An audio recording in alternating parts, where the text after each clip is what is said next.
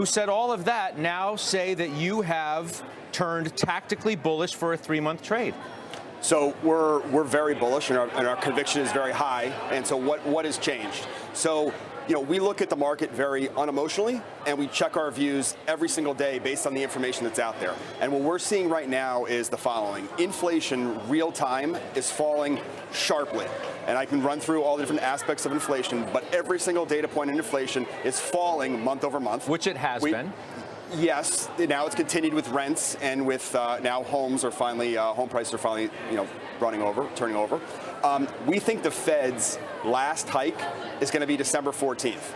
And the reason why is part of the contagion that we've seen in the last week since I came on last time, I think is one of the 3 components that's going to lead to the Fed having their last hike be on December 14th. So we're a mere 2 months away from this Fed hike cycle being over. And then the capitulation indicators have all shown up in the last 10 days, where you had the VIX hit 34, you've had the VIX curve invert, you've had the RSI go well below 30, and a number of others that all suggest that we are going to have a sharp okay, bounce. let me take those one by one, sure, if I may. Sure. Last time you were on, you said, and I quote, "The Fed stopping is not a reason to buy equities." Now part of your bullish thesis is on the Fed stopping. Square those 2 points. Sure. So the market, there's sort of the medium term and there's the short term. When this market gets a whiff that the Fed is almost done, the first reaction is that we are going to have a sharp rally. Even though in the long term, we're going to have to live with 4.5% Fed funds rate or 4.25% Fed funds rate for a amount of time that overall is going to put a damper on the economy. But the first thing that the market's going to do is it's going to rally on that. And one of the things that I look back on is there's been 4 times when the CPI has gone above 6%. When it starts to fall, markets V-bottom every time. It happened in 1970, 1975, 1980, 1990, and these were V-bottoms. So the market is going to smell inflation is done, Fed is done, and the first reaction is going to be market rallies. You said capitulation is not close, right, when you were on last. We're only 70 points below that.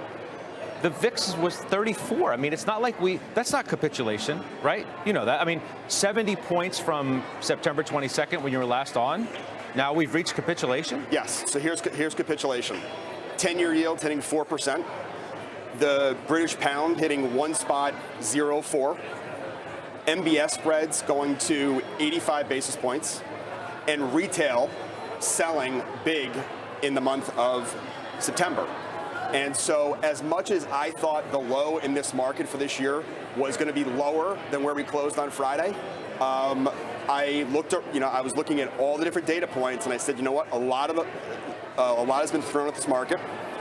Ran through all the stuff that we just talked about, and the result is I don't think we go any lower this year. So that's where we stand. You had contended that there was better competition for stocks some 10 days ago, whether it was bonds or money markets, which finally offered an opportunity to investors that they hadn't for the better part of at least the last decade or so. That's changed? So I think that trend is going to be here, where money is going to, big picture, be on the margin flowing into money markets. And that's part of what we saw when there was selling in September. However, I think right now we have a 10% move, maybe greater, between now and the end of the year. And 10% in the S&P. In the S&P 500. We went bullish this morning, so we've gotten a couple percent already. But I think we have that kind of move, and that kind of 1 quarter move certainly dwarfs what you can get in money market funds. But I'm not backing away from that longer term trend, which I do think will exist, which over time I think money will move out of equities, a portion of it, out of equities and into money market funds. You made a point that, you essentially expect earnings to collapse, right, the last time you were on.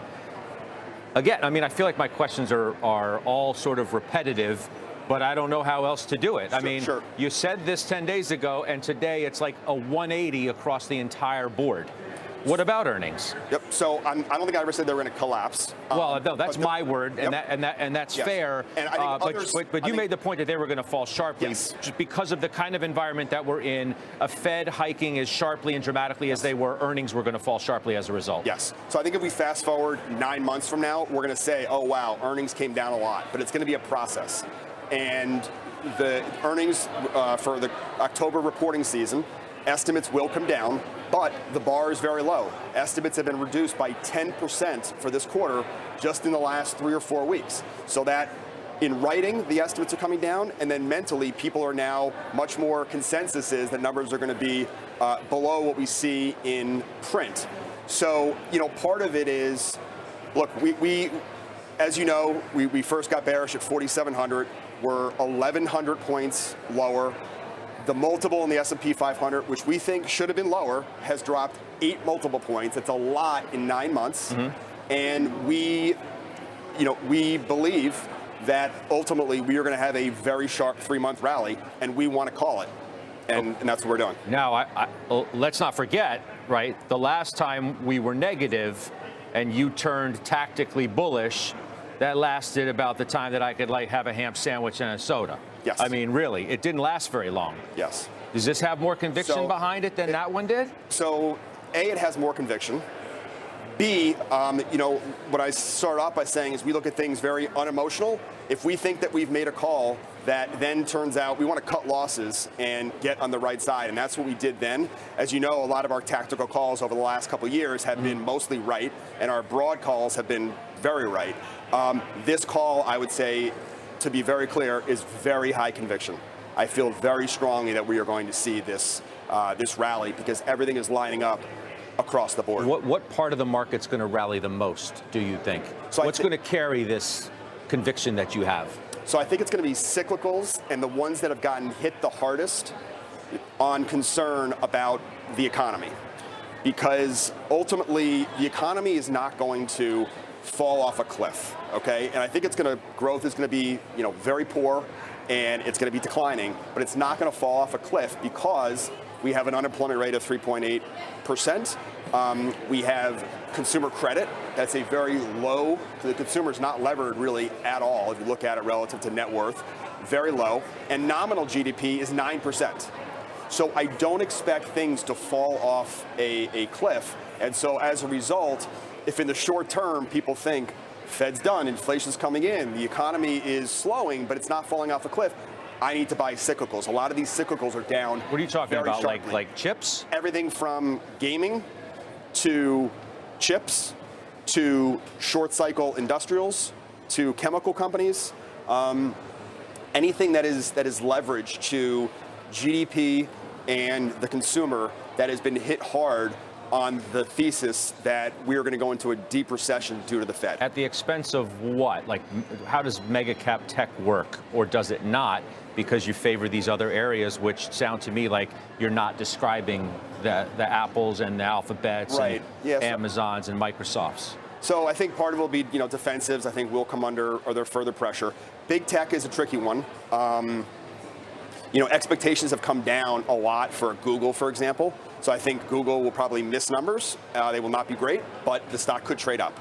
A name like Apple, I'm more negative on. So, big cap tech is a little bit more mixed. I can't say I have a strong view there. But let me stop you for a second. Sure. You're more negative on Apple, but you're calling for a massive rally. So the biggest stock in the market doesn't matter to that? So I think it matters. And one of the things, again, today versus 10 days ago, you've had Apple finally get hit as people start to get nervous about their numbers. That finally fell. And utilities was the last sector standing. That finally fell. And so could Apple have more downside? I think so, but most of the sort of the gap, taking the froth out of it, has now happened. Okay. Let's broaden the conversation out. Let's welcome a couple more guests. Greg Branch, Veritas Financial Group, Bryn Talkington of Requity.